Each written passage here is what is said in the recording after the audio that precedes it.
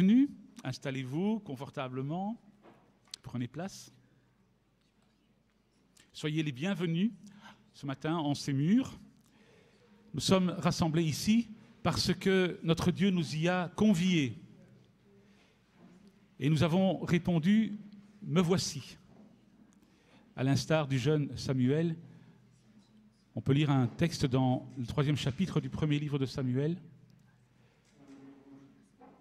Le jeune Samuel servait le Seigneur sous la surveillance d'Élie. En ce temps-là, il était rare que le Seigneur parle directement à un être humain ou qu'il lui accorde une vision. Une nuit, le prêtre Élie, qui était devenu presque aveugle, dormait à sa place habituelle. Samuel aussi dormait. Il était dans le sanctuaire du Seigneur, près du coffre de l'Alliance. Avant l'aube, alors que la lampe du sanctuaire brûlait encore, le Seigneur appela Samuel. Et celui-ci répondit « Oui, maître ». Puis il accourut auprès d'Élie et lui dit « Tu m'as appelé ?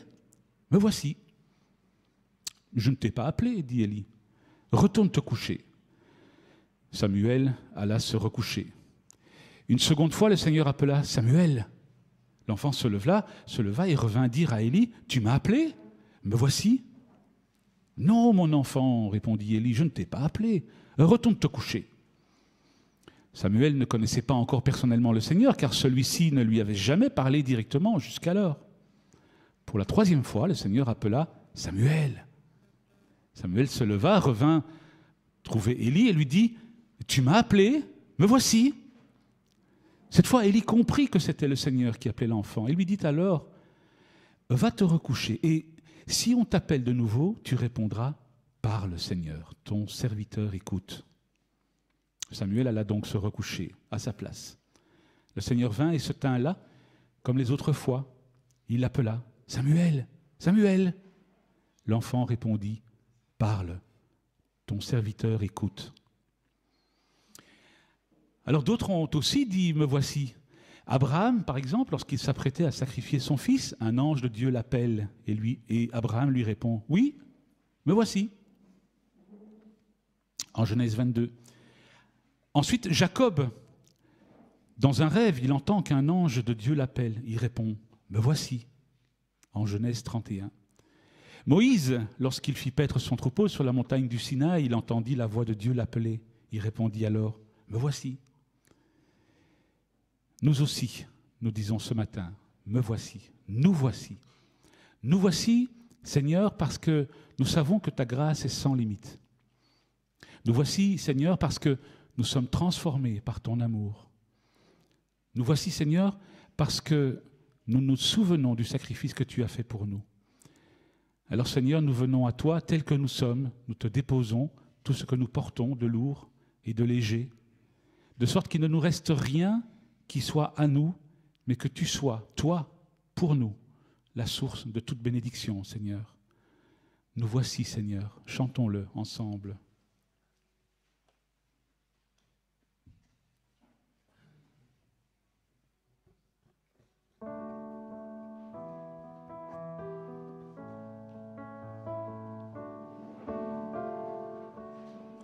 Nous voici, Seigneur,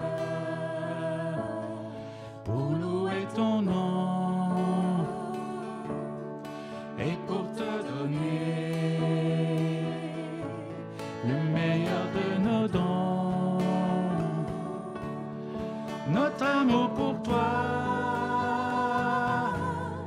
nos vies tout entières et nos cœurs crieurs de joie. Abba Père, aide-nous sans cesse à te faire plaisir et te dire avec tendresse, je t'aime Seigneur. Nous voici Seigneur, pour louer ton nom et pour te donner le meilleur de nos dons, notre amour pour toi, nos vies tout entières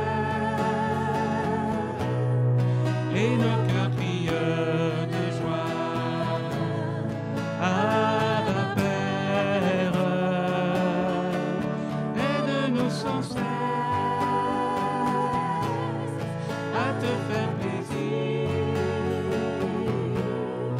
et te dire avec tendresse, je t'aime Seigneur. Asseyez-vous, je vous en prie.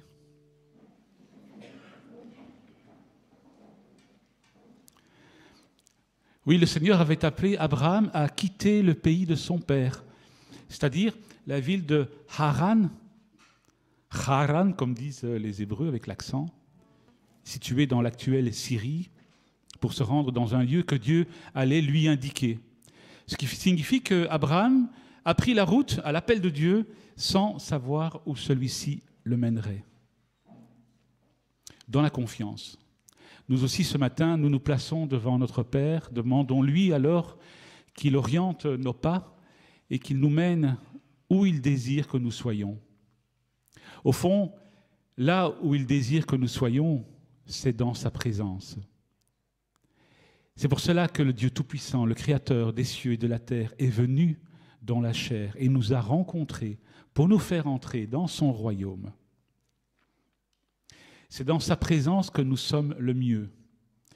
C'est ce qui nous fait dire « me voici » ou encore « Père, je viens humblement, je viens devant toi humblement, mon cœur veut te louer. » Et je vous propose de chanter ces mots « Conduis-moi ».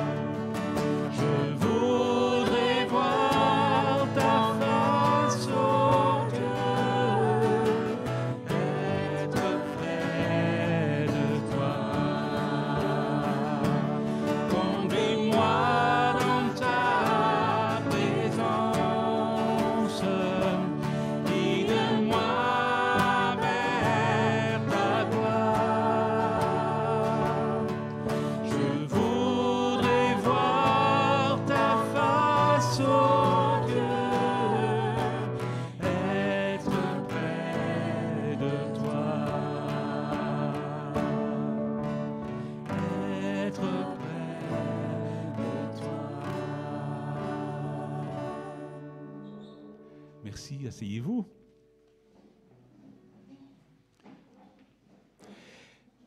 La guidance de Dieu nous est précieuse, car nous ne savons souvent pas ce qui est vraiment bon pour nous. Nous empruntons certaines voies dans nos vies, nous faisons certains choix, mais avons-nous toujours fait les bons choix, pris les bonnes directions? A priori, nous le pensons le plus souvent. Mais il peut arriver parfois que les expériences de la vie nous enseignent que nous nous sommes trompés. C'est ce qu'évoquait déjà le prophète Jérémie lorsqu'il dit à Dieu en Jérémie 10, « Seigneur, je le sais, l'être humain n'est pas maître de son parcours. Il marche, mais il n'a pas les moyens de maîtriser son pas. Seigneur, corrige-moi, mais avec mesure et sans colère, sinon tu me réduirais à rien. » Oui, Seigneur, corrige-nous avec mesure et sans colère, s'il te plaît. Moi, je dis parfois à mes élèves en classe, écoutez, un Dieu qui fait du mal, qui punit en faisant du mal, je n'y crois pas. Alors les élèves disent, comment? Mais non. En quel Dieu on croit? On croit en un Dieu d'amour? Un Dieu d'amour ou un Dieu de vengeance? Un Dieu qui dit, tu m'as désobéi, tu seras puni sévèrement. Non. Corrige-nous, Seigneur, mais doucement, s'il te plaît. Car nous savons que parfois, nous le savons, nous faisons fausse route. Et c'est le même type de confession que fait David dans le psaume 25. Je me tourne vers toi, Seigneur, mon Dieu, je mets en toi ma confiance. Seigneur, fais-moi connaître le chemin à suivre. Enseigne-moi à vivre comme tu le veux. Conduis-moi dans la vérité et instruis-moi, car c'est toi le Dieu qui me sauve. Je compte sur toi tous les jours. Souviens-toi, Seigneur, que depuis toujours, tu es un Dieu de tendresse et de bonté. Ne pense plus à mes fautes de jeunesse, ne pense plus à mes désobéissances. Pense à moi plutôt dans ta générosité, toi qui es si bon, Seigneur.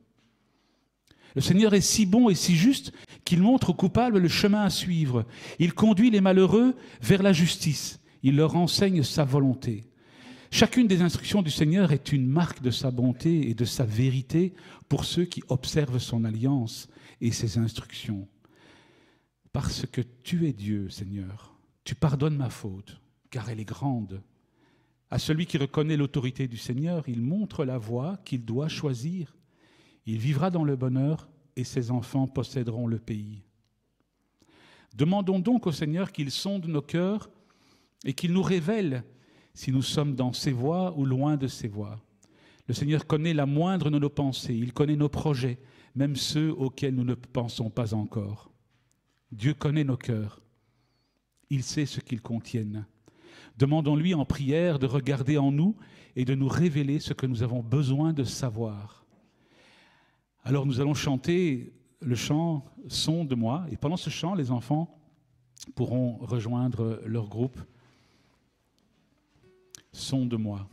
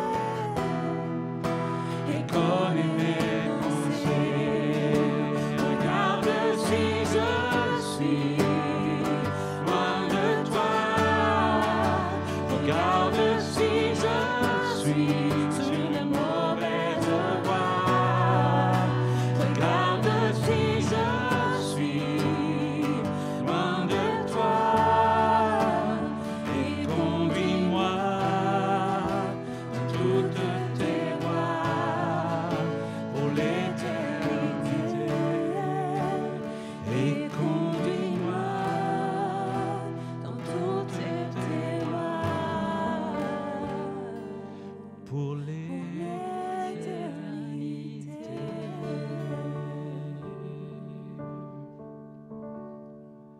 Merci. Asseyez-vous, je vous en prie. Je vais maintenant céder la parole à Ariane. Je pense que c'est Ariane qui prêche aujourd'hui. Voilà, Ariane est là, qui va nous apporter la prédication. Et je vous invite à prier ensemble maintenant.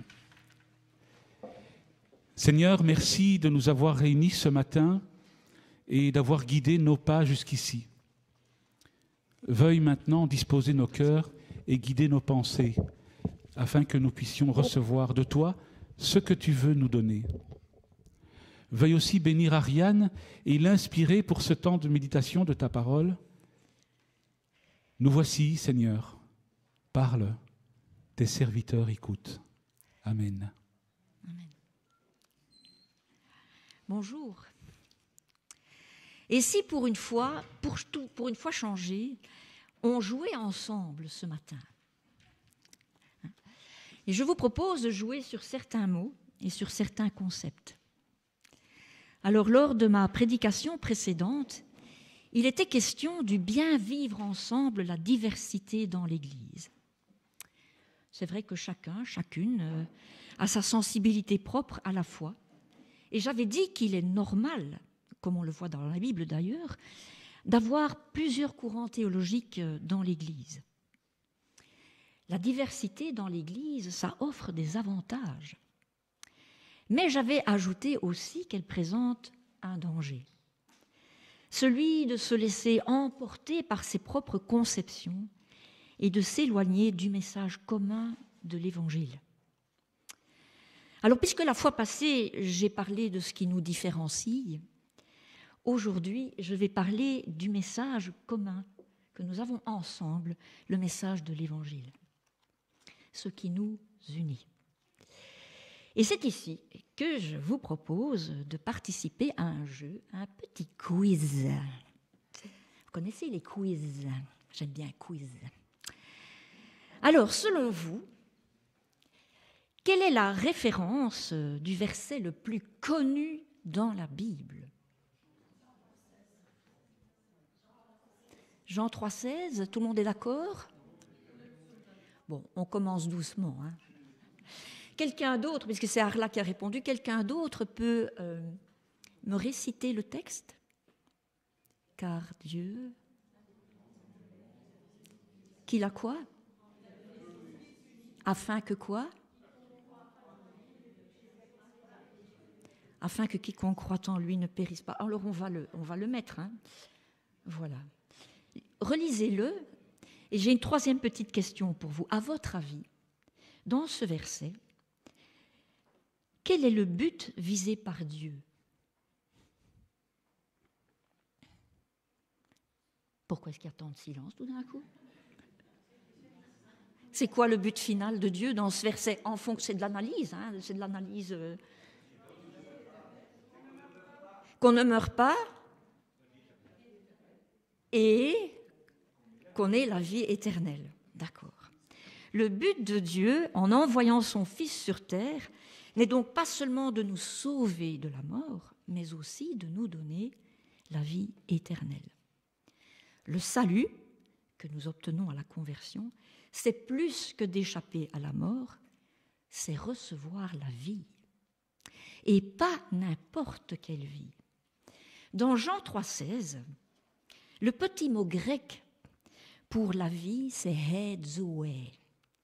Et ça vient, d'ailleurs, vous entendez le prénom Zoé. C'est ça que ça veut dire, en fait.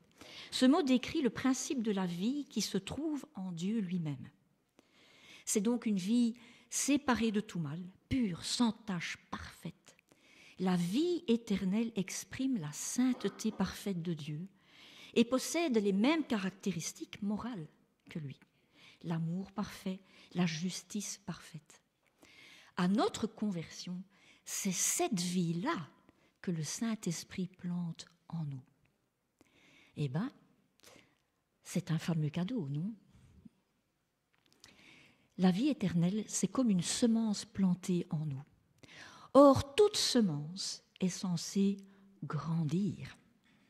En nous donnant cette vie, Dieu vise donc quelque chose. Et si tel est le cas, la question à se poser, c'est qu'allons-nous faire avec cette vie? Comment allons-nous la vivre? Et cette question plante le décor des 2 versets que nous allons étudier ce matin dans la lettre de Jacques et dont nous continuons la série. Si quelqu'un croit être religieux mais ne sait pas maîtriser sa langue, il se trompe lui-même. Sa religion ne mène à rien. Voici ce que Dieu le Père considère comme la religion pure et authentique. Secourir les orphelins et les veuves dans leur détresse et se garder de toute tâche due à l'influence de ce monde. Se pourrait-il que le salut ait des mots interdits? Un petit peu comme dans le jeu Tabou. Quand je lis les mots religieux, je lis le mot religion, ça me fait tout drôle. Parce que dans notre société, on affirme que les religieux sont responsables des pires maux. Vous avez certainement déjà entendu ça. Le mot religion est de plus en plus à proscrire. Un peu comme dans le jeu Tabou, où les mots inscrits sur des cartes ne peuvent être prononcés. Mais dans nos milieux aussi, le mot religion est presque tabou. Nous avons bien intégré la notion du salut par la foi et non par les œuvres. Je vous propose une petite illustration d'un livre au titre évocateur « Comment être chrétien sans être religieux ?» Alors voilà, ce livre définit la religion comme un effort pour atteindre Dieu, trouver Dieu, plaire à Dieu par de vains efforts. Et l'auteur ajoute, le christianisme est plus qu'une religion. Les religions s'élèvent vers Dieu, mais dans le christianisme, c'est Dieu qui vient vers l'homme. Se pourrait-il que l'épître de Jacques soit donc tabou parce qu'elle parle de religion et des œuvres à accomplir? Pour Luther, le grand Luther, elle n'avait que le poids d'une épître de paille. Alors, comment comprendre nos versets de ce matin? Jacques, lui, n'a pas peur d'utiliser le mot religion ou religieux, parce qu'à son époque, ce n'était pas tabou. Non, non, non. Ça pouvait même donner une aura de sérieux, de prestige même. Mais ici, dans notre passage, Jacques va remettre les pendules à l'heure. Il faut savoir qu'à son époque, il y a 2 grandes façons de concevoir la religion dans l'Église, en fonction de l'origine des chrétiens. Certains viennent du paganisme gréco-romain, et c'est d'ailleurs à ces chrétiens-là que Jacques s'adresse surtout. Et ceux-ci prônent le rite, le sacré, l'élévation de l'âme, le mystère même. Et puis, il y a aussi d'autres chrétiens qui, eux, viennent du monde juif. Et eux, ils prônent l'obéissance bien terre à terre à la loi de Dieu. Donc, en ce temps-là, il y avait aussi de la diversité dans l'Église.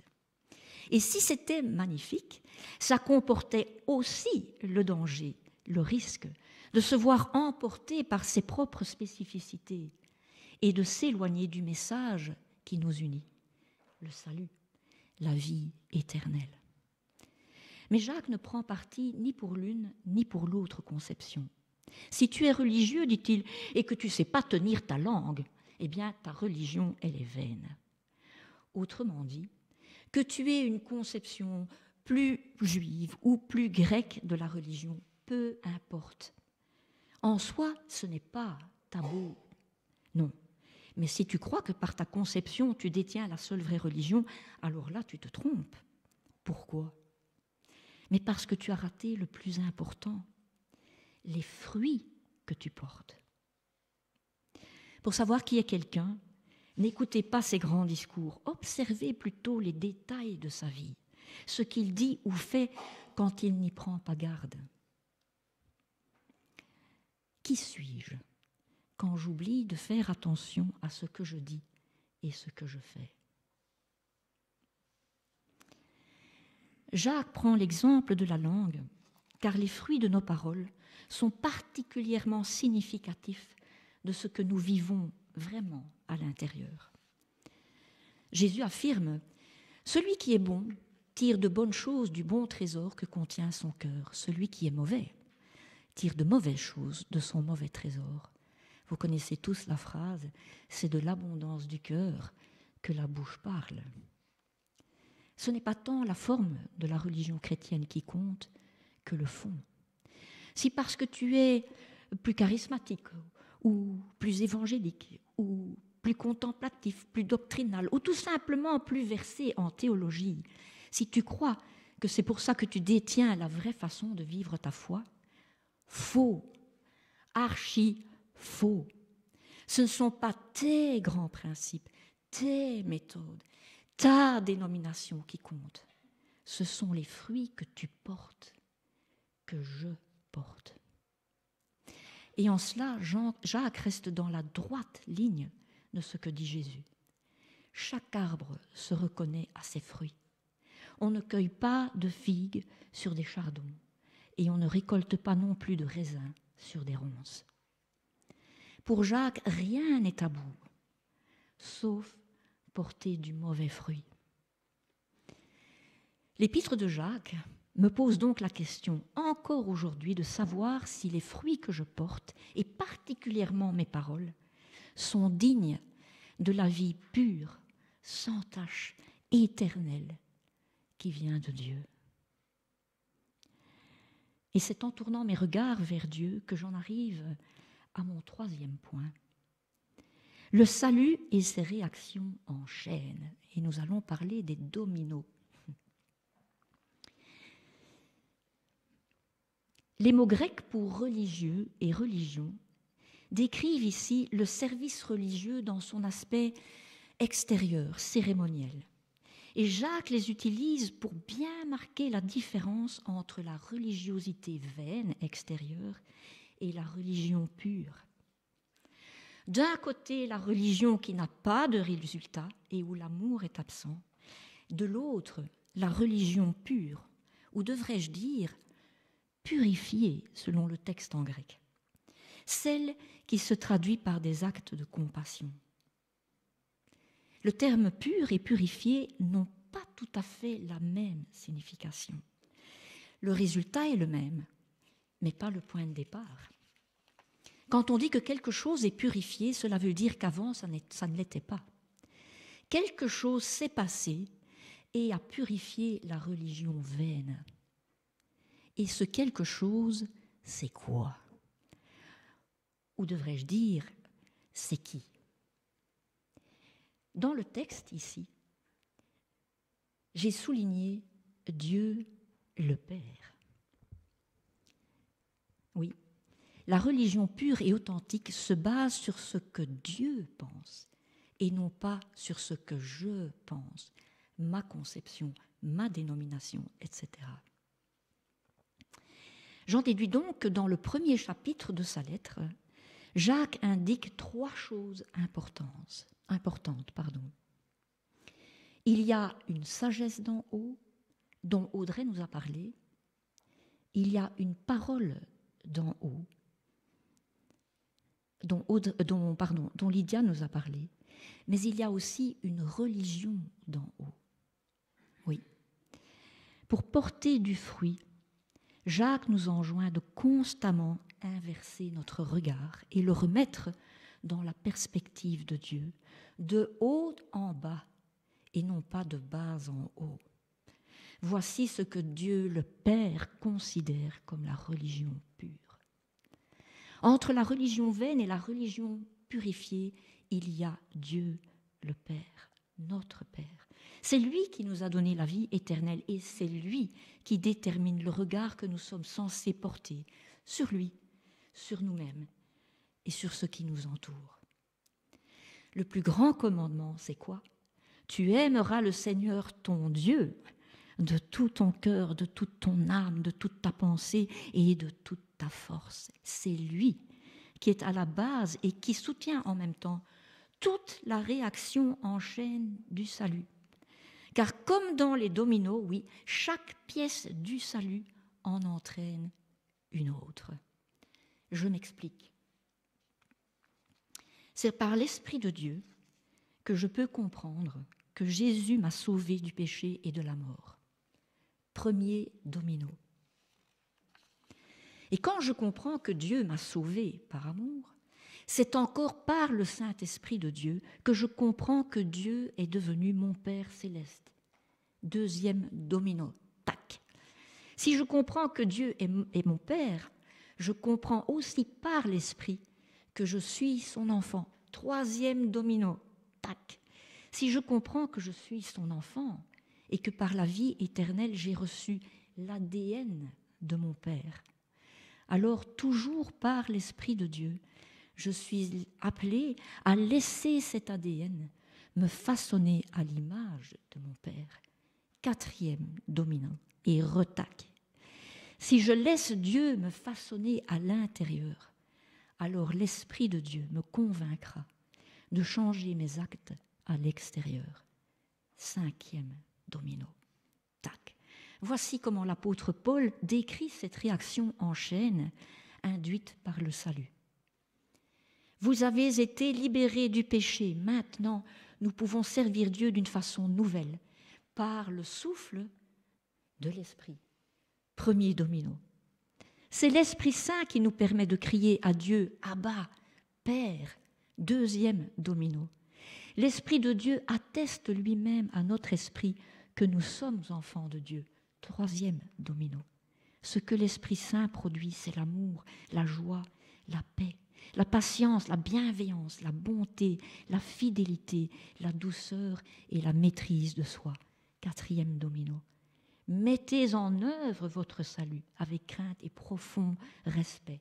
Cinquième domino.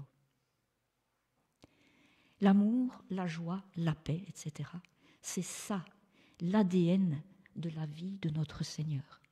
Ce sont ces caractéristiques-là que notre Père céleste veut voir grandir toujours plus en nous.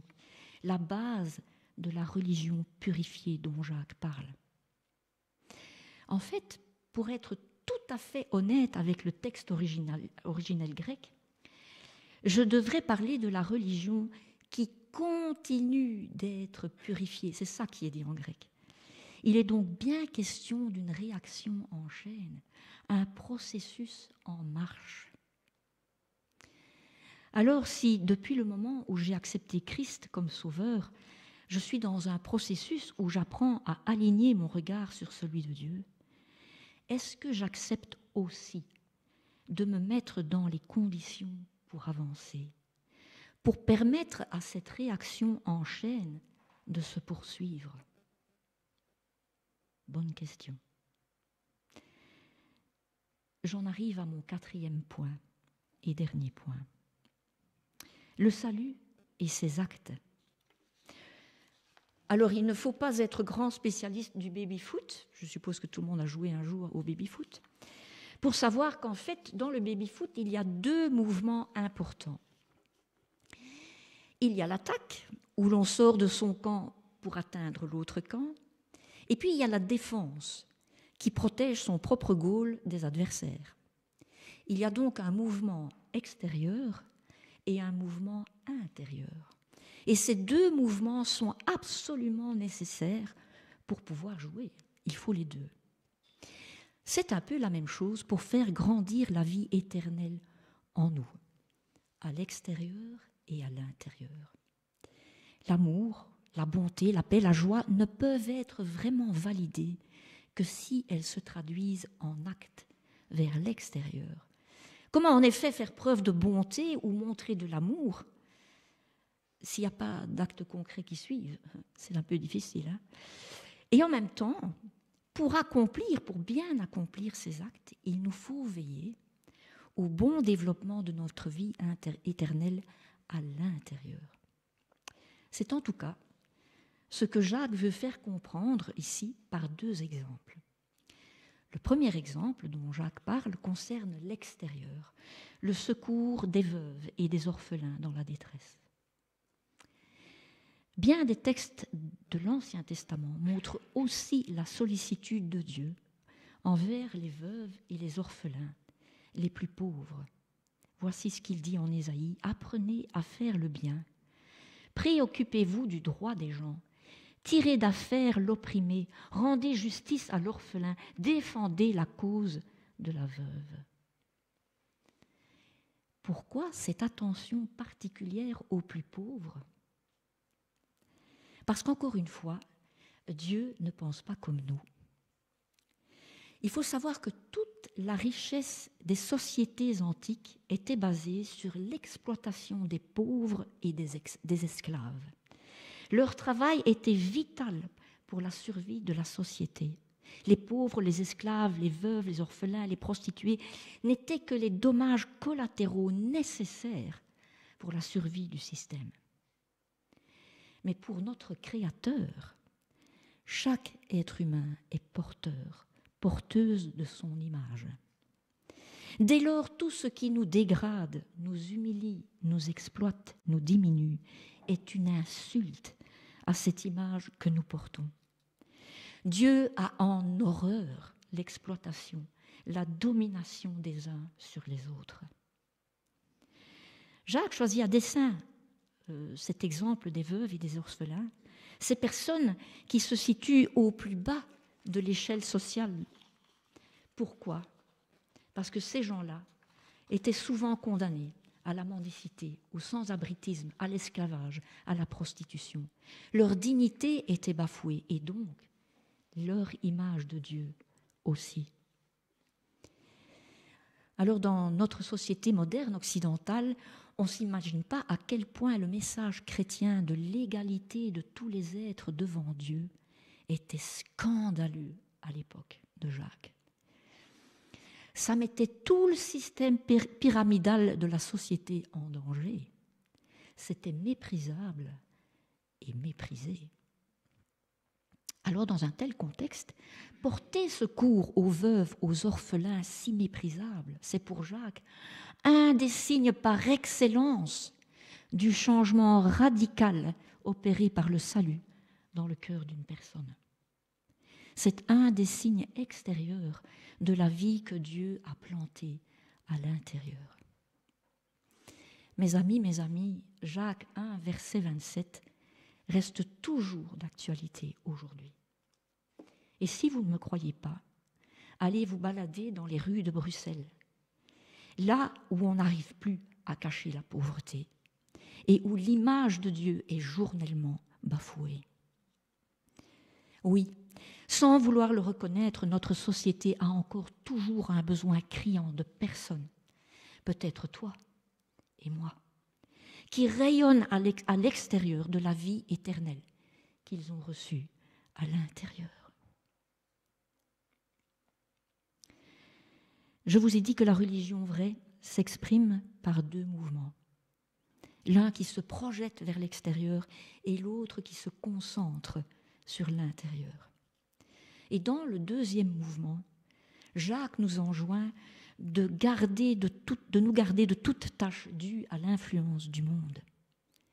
Se conserver immaculé, comme encore une fois c'est écrit dans le texte original. Se conserver immaculé fait référence à la pureté, à la sainteté de Dieu, ces qualités de la vie éternelle que nous avons reçues. Le cadeau de la vie éternelle, il est magnifique. Mais comme toutes les choses précieuses, il demande du soin, de l'attention, tout son cœur. Jésus a dit « Ne vous amassez pas des trésors sur la terre, amassez-vous plutôt des trésors dans le ciel, où il n'y a ni mythe, ni rouille, ni cambrioleur. Car là où est ton trésor, là sera ton cœur. » Où se trouve mon trésor ? Où se trouve ton trésor ? Est-ce que le cadeau de la vie éternelle est mon plus grand trésor ? Ou est-ce qu'il y a certaines choses qui ont pris sa place ? Ne vous conformez pas aux habitudes de ce monde, dit l'apôtre Paul, mais laissez Dieu vous transformer et vous donner une intelligence nouvelle. Vous discernerez alors ce que Dieu veut, ce qui est bien, ce qui lui est agréable, ce qui est parfait. Comment se laisser transformer et ne pas se conformer au monde ? Eh bien, Jacques a déjà donné la réponse dans les versets 19 à 25, qui constituent l'introduction à nos deux petits versets de ce matin et dont Lydia avait parlé la fois passée. Accueillez avec humilité la parole que Dieu plante dans votre cœur, car elle a le pouvoir de vous sauver. Alors n'affamons pas la semence de vie que nous avons reçue en Christ, mais prenons-en plutôt soin en la nourrissant par la parole de Dieu. Conclusion. Grâce à Jacques, nous nous sommes rappelés que nous avons reçu un cadeau magnifique, la vie éternelle. Une vie qui a la pureté et les caractéristiques morales de Dieu lui-même. Le but de Dieu, c'est de voir ces caractéristiques prendre de plus en plus de place dans nos cœurs, dans nos paroles, dans nos actes. Et pour nous aider à réaliser ce but, Jacques nous enseigne plusieurs principes nécessaires. Il nous dit d'éviter nos tabous inutiles, de refuser de porter de mauvais fruits, particulièrement ceux de nos paroles, d'aligner plutôt notre regard sur celui de Dieu, d'accepter le processus de purification constante que Dieu propose, de porter du bon fruit par nos actes extérieurs et nos attitudes intérieures. Bref, de porter l'image de Dieu. Et tout cela n'est possible que si nous chérissons le trésor de la vie éternelle reçue, en nous nourrissant de la parole de ce Dieu, de ce Père qui nous a tant aimés. Je vous laisse avec ces deux petits versets pour terminer, et je vous les laisse lire en silence. Merci.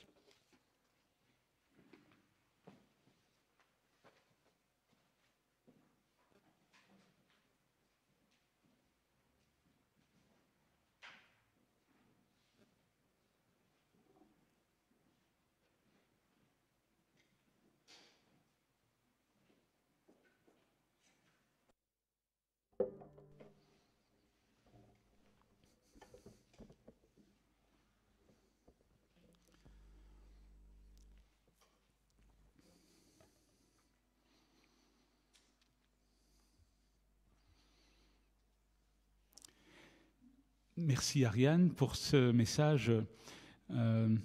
J'ai noté cette citation d'Ésaïe. Apprenez à faire du bien.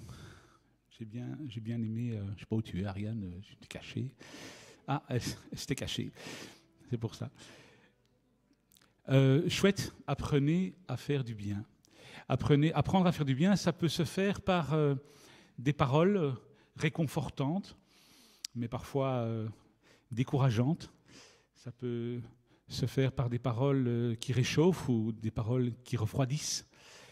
Et ça m'a fait penser, en réfléchissant à ça, à la méthode Coué, où on se lance à soi-même, on se donne à soi-même des paroles avec conviction, du genre je suis aimé, je suis aimant, aimante, je suis aimable, je fais de mon mieux à chaque instant, je mérite d'être heureuse ou heureux, je suis ravi de mes talents, de mes dons, de mes qualités. J'ai déjà réussi, je réussirai encore. On peut se dire ces mots-là à soi-même, on peut se les dire aux autres aussi. Tu as déjà réussi, tu réussiras encore. Tu fais de ton mieux à chaque instant. Et puis je me suis souvenu dans la foulée de ma lecture lointaine du livre de Neil Anderson, Une nouvelle identité pour une nouvelle vie. Et dans ce livre, il y a un chapitre qui contient toute une série de « je suis », des affirmations sur cette nouvelle identité. Il y en a 36. J'en ai sélectionné 5, j'en ai regroupé un peu. Je suis sel pour la terre et lumière pour le monde. Je suis un enfant de Dieu. Dieu est spirituellement mon Père et le diable ne peut rien contre moi. Je suis réconcilié avec Dieu. Je suis une nouvelle création. Je suis membre de la famille de Dieu et du corps du Christ. Oui, il y a des mots qui font du bien. Comme aussi, par exemple, que d'affirmer « Jésus, je suis à toi à jamais » ou au cœur des moments difficiles, on peut dire « Je suis en paix » alors que les circonstances sont dures. Comprendre aussi et se rappeler que le sacrifice de la croix me libère du fardeau du péché. Quel repos! Quel repos! Quel céleste repos! Et je vous propose de chanter ces mots-là. Quel repos!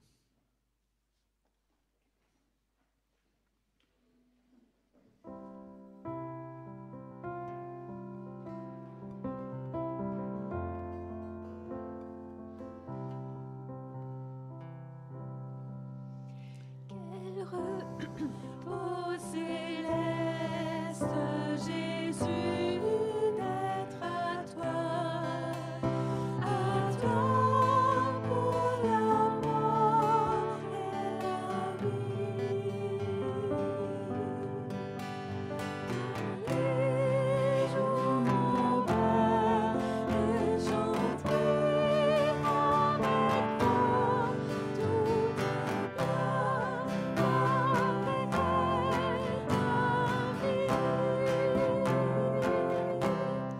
Quel repos!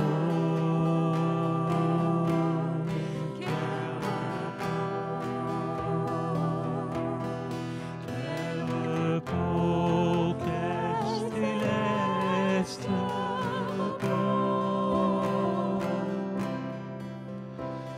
Quel repos céleste! Fardeau épais, libre par le sang du calvaire.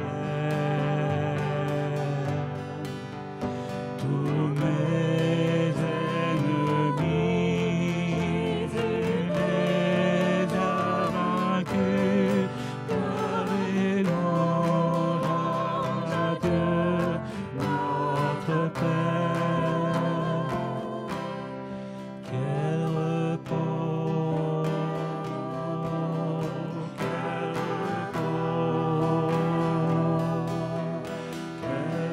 repos, quel céleste repos. Quel repos céleste en face de nous. Auprès de toi j'aurai ma part. Après les travaux, les combats, les douleurs, à jamais je pourrai voir ta face. Quel repos, quel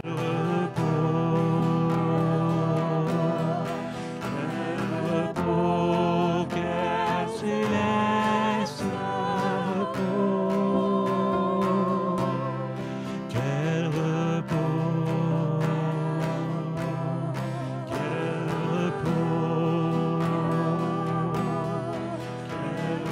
repos, quel céleste repos.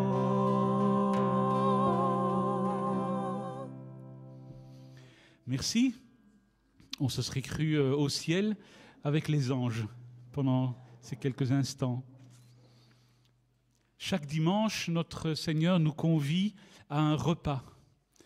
Ce repas, c'est la matérialisation de la réconciliation que Dieu a opérée entre lui et l'humanité.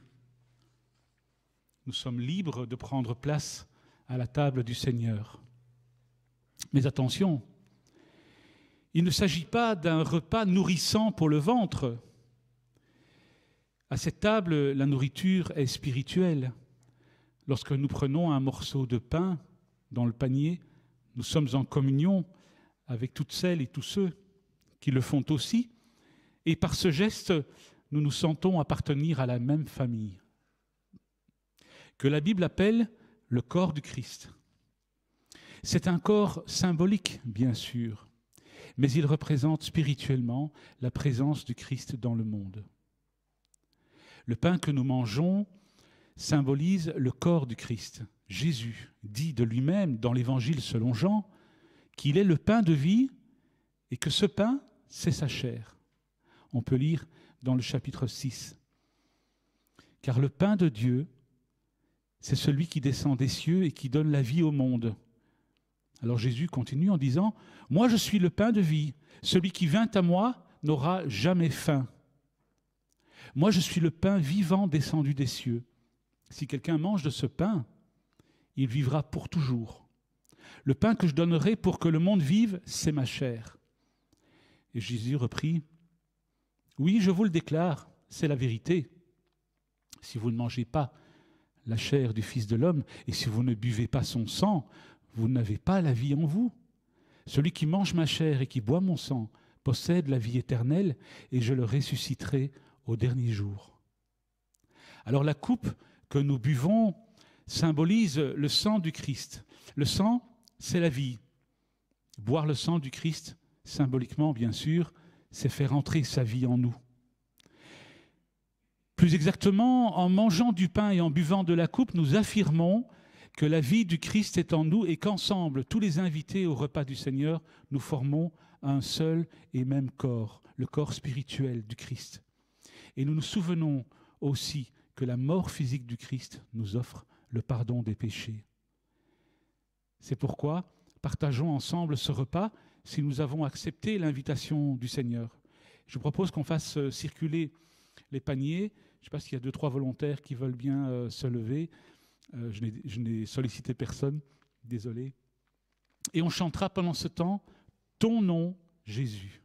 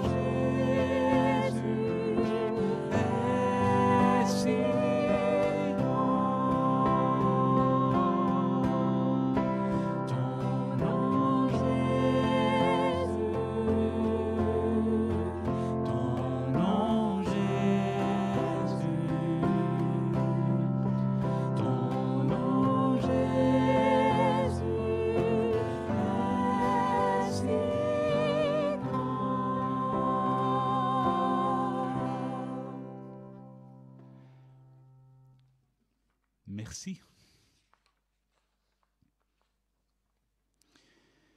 Ce chant nous dit que Jésus a saisi notre vie, qu'il a touché nos cœurs, qu'il porte notre histoire. Et pourtant, bien qu'il ait réalisé cela alors qu'il est né d'une femme, qu'il a vécu en homme, malgré sa nature humaine, il a vaincu la mort. Alors oui, le nom de Jésus est grand. Grand en raison de ce qu'il nous donne, grand en raison du salut que Dieu a dispensé par lui, grand par la parole qu'il incarne, grand parce qu'il est Dieu venu dans la chair. Nous ne pouvons pas lui offrir grand-chose en retour, parce que le salut ne se monnaie pas, il ne s'achète pas, c'est le don gratuit que Dieu nous fait. Alors nous allons avoir un moment d'offrande et nous allons chanter un chant qui dit « Reçois de moi le parfum qui t'est dû. Reçois du peu que je trouve à donner, tout l'amour que mes yeux n'ont pas su te montrer. Je veux porter et laver à ta croix les pensées de mon cœur. » Ces mots nous indiquent que la véritable offrande est d'abord celle de notre vie, celle de notre volonté, de nos choix, de nos pensées. L'argent est une offrande concrète, bien sûr, mesurable, mais qui renferme dans un symbole tout notre engagement envers Dieu et envers le corps du Christ dont nous faisons partie. Je vous propose de faire circuler les paniers et nous chanterons pendant ce temps-là. Je prendrai... Merci. Merci. Tu prends ça.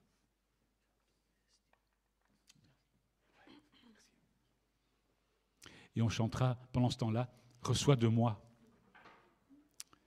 Je veux n'être qu'à toi, pardon, ça c'est le titre.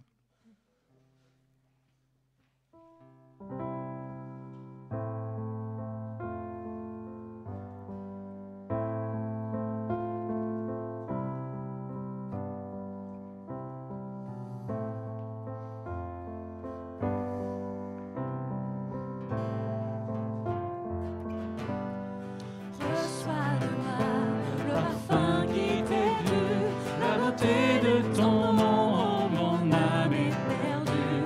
Je veux n'être qu'à toi, Jésus, je t'aime. Reçois du peu que je trouve à donner, tout l'amour que mes yeux n'ont pas su te montrer. Je veux n'être qu'à toi, Jésus, je t'aime. Rien n'est plus beau que ton nom, rien n'est plus saint que le sang du pardon. Je veux n'être que toi, Jésus mon roi. Je n'ai plus rien que vouloir te louer, adorer ton saint nom et ta fidélité. Je veux n'être qu'à toi, Jésus, je t'aime. Je veux porter et laver à la croix les pensées de mon cœur dans le cœur de tes rois. Je veux n'être qu'à toi, Jésus, je t'aime. Rien n'est plus beau que ton nom, rien n'est plus saint que le sang du pardon. Je veux n'être qu'à toi, Jésus. Je veux n'être qu'à toi, je veux n'être qu'à toi, Jésus mon roi.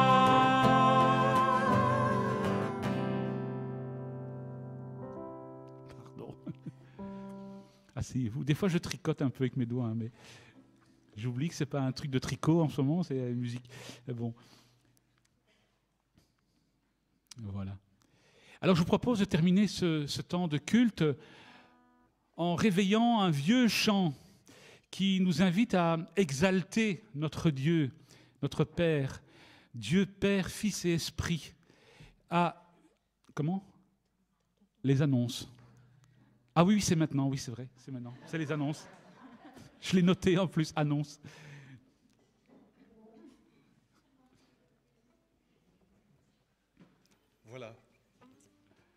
Les annonces. Y a-t-il des PEP cette semaine? Odergem lundi? Non? Pas lundi. Huc le jeudi, normalement, oui. Wemmel Cap Nord, jeudi. Et Rixensart Sterrebeek, non. Très bien. Dimanche prochain, nous serons déjà le 5 mars. Attention, il n'y a pas de culte dans cette salle. Par contre, nous sommes tous en déplacement à Limal. Voici, vous savez où c'est. Si vous êtes des habitués, si vous n'avez pas l'adresse, on vous l'enverra. Voilà. Alors, très important pour les enfants de 3 à 12 ans, l'association Camp for Life les invite à une journée d'aventure sur les traces du missionnaire de Pékin. Et pour eux, c'est rendez-vous, attention, à l'église de Bierge à partir de 10h et les activités se terminent à 15h30. Et pour les plus grands, donc le programme, l'accueil commence aussi à 10h, à Limal cette fois-ci, et à 10h, ça démarre à 10h30, donc une demi-heure plus tard. Mais les deux lieux sont vraiment très très proches. On va vous envoyer ceci par mail début de semaine pour que vous ayez toutes les informations. C'est Agnès Sanders qui nous visitera à l'occasion de cette journée. Agnès Sanders a fondé avec une amie une ONG qui travaille au milieu d'un camp à Beyrouth. Donc elle viendra nous parler du Liban, des chrétiens au Liban, de la pauvreté au Liban, de la crise économique et comment on peut y travailler. N'oubliez pas aussi, pour ceux qui se sont engagés pour des sachets, sachets Serve de City, vous pouvez les amener à Limal. Il y aura un transport qui partira de Limal pour les livrer à Bruxelles. Le 19 mars, sortie Stockelfen à la Hulpe. Je crois qu'il y a un petit slide. Sortie Stockelfen à la Hulpe. Amandine était là, elle est là. Donc très bien. Prière de vous inscrire pour l'organisation des transports. Et déjà, si vous avez votre agenda, enfin oui, j'imagine que vous avez votre agenda 2023, n'oubliez pas de noter les 11 et 12 novembre où nous serons ensemble à Genneval. Alors je termine en vous annonçant un décès. Certains d'entre vous ont connu Francis Rennebaugh, il est décédé cette semaine et il a été très utile pour le protestantisme en Belgique. Il a été très utile aussi à l'église de Schaerbeek. Et donc nos pensées vont à sa famille. Et l'ensevelissement aura lieu jeudi à 14h30 à l'église du musée. C'est tout près, donc c'est place du musée. C'est un peu au-dessus de la gare centrale, si vous connaissez le quartier. Jeudi à 14h30 pour ceux et celles qui veulent lui rendre hommage ou entourer sa famille et remercier le Seigneur pour le travail qu'il a pu faire tout au long de sa vie. Merci. Eh bien voilà, donc je reprends. Nous allons terminer ce culte avec un chant dynamique que nous n'avons pas chanté depuis très longtemps, qui nous invite à exalter Dieu, Père, Fils, Esprit, à unir nos cœurs en prière et recevoir sa vie. Ce chant, c'est « Un seul Dieu ».